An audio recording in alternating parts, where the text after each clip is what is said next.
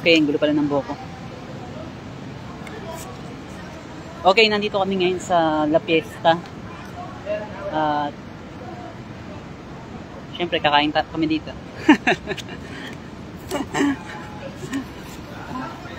Ayun, hintay ko lang yung driver namin. Ayan, galing kasi kami sa event dito sa may MIBF, Manila International Book Fair. Ayan.